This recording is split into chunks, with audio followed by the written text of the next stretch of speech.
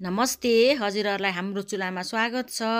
आज चाहिँ मैले चट्ट अमिलो पिरो कागती र अकबरे खोर्सानीको मिठो अचार बनाउने तरिका लिएर आएको छु। अहिले चाहिँ सिजन छ कागती र अकबरे खोर्सानीको।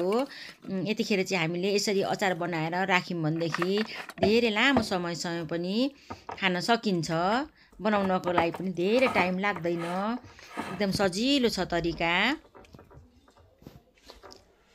अब सुरुमा त हामीलाई कागती चाहिन्छ। मैले कागती चाहिँ 1 केजी लिएको छु, पखालीवरी। अब मजाले पुस्नुपर्छ।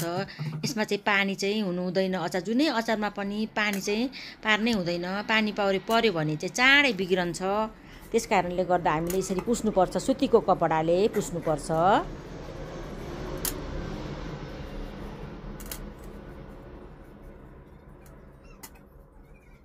अब कागती चाहिँ स्वास्थ्यको लागि पनि लाभदायक छ, सी भिटामिन पनि पाइन्छ।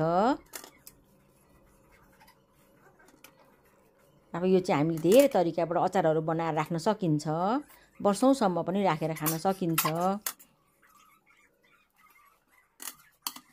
मैले सबै पुसी पनि सकेको छु। यसरी पाकेको कागती नै लिनुहोला, अचार राम्रो बन्छ।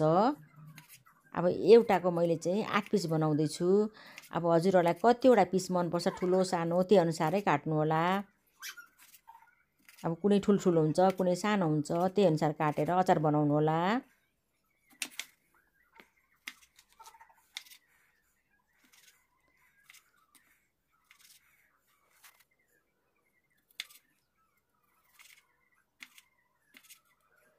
एकदम कागतीको अचार बनाउनको लागि पनि सजिलो छ, खानुको लागि पनि मिठो हुन्छ।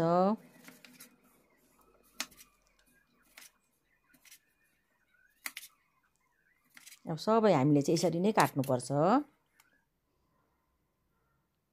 मैले काटेर पनि सकेँ कागती। अब एउटा प्लेटमा राख्दैछु यसरी।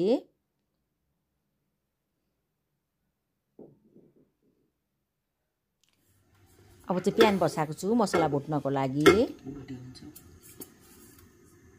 मेथी दाना आधी चम्चा, मेथीलाई एकैछिन भुट्नुपर्छ।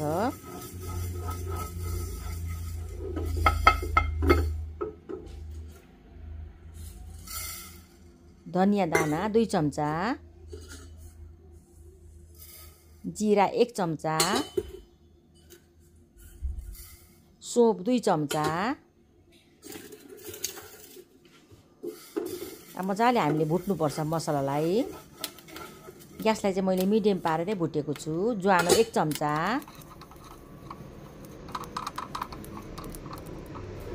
धेरै डढाउनु पनि हुँदैन। सर्स्युँ 2 चम्चा, हजुरहरूले सर्स्युँको सट्टा तोरी पनि राख्न सक्नुहुन्छ।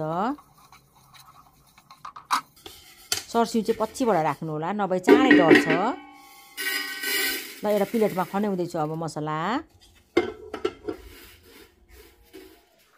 मसला सेलाइ पनि सकेको छ। अब चाहिँ मिक्सी जारमा राख्दैछु पिस्नको लागि।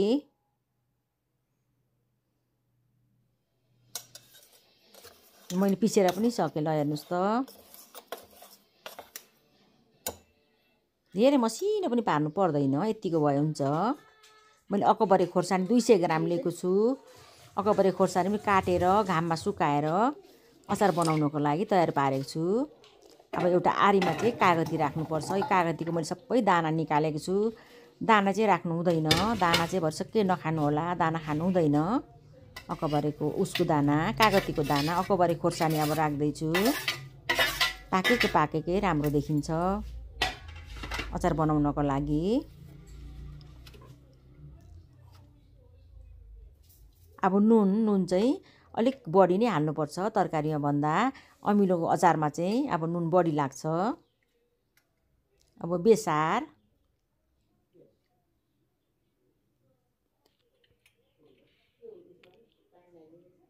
कश्मिरी धुलो खोर्सानी 1 चम्चा। यो राख्दा कलर राम्रो आउँछ, पिरो चाहिँ ज्यादा हुँदैन। अब मसला चाहिँ म सबै राख्दैछु। यसरी भुटेको मसला चाहिँ मिठो बास्ना आउँछ, अचार पनि मिठो हुन्छ। अचारमा चाहिँ अलिक बढी नै मसला भएको मिठो हुन्छ। अब तेल राख्दैछु, तोरीको तेल। अब अचार बनाउँदा चाहिँ तोरीको तेलै राख्नु होला। हजुरहरूलाई काँचो मन पर्दैन भने चाहिँ तताएर राख्नुहोला। अब काँचो राख्दा पनि घाममा सुकाउँदै काँचो स्मेल गइसक्छ। म चाहिँ काँचै राख्छु। अब हामीले अचार त घाममा राख्नै पर्छ, त्यस कारणले गर्दाखेरि काँचै राख्दा पनि हुन्छ। मजाले मोल्नुपर्छ हातले, अब पन्जा लाएरै मोल्नु होला, नभएदेखि चाहिँ हात पोल्ने डर हुन्छ, पोल्छ। त्यस कारणले गर्दा चम्चाले मोल्दा पनि हुन्छ, तर हातले मोल्दा चाहिँ मजाले मोलिन्छ। ल हेर्नुहोस् त कस्तो मजाको भइसकेको छ कागतीको अचार।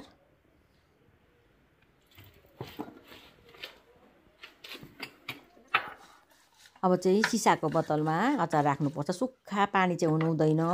प्लास्टिकभन्दा सिसाको बोतलहरूमै राख्नु होला। अब चम्चाले निकाल्दा पनि एकदम सुक्खा पानी नभएकोले निकाल्नु होला, बिग्रदैन। माथिबाट पनि तेल लगाइदिनुपर्छ। मजाले थिचेर राख्नुपर्छ हामीले। हजुरहरू पनि एकपल्ट यसरी बनाएर खानुहोला। यो चाहिँ खानासँग असाध्यै मिठो हुन्छ। हजुरहरूलाई भिडियो कस्तो लाग्यो? भिडियो मन परेमा लाइक, कमेन्ट, सब्सक्राइब गरिदिनु होला। साथी फ्यामिलीसँग सेयर गर्नु नभुल्नुहोला। हजुरहरूको दिन सुखमय बित्योस्। धन्यवाद।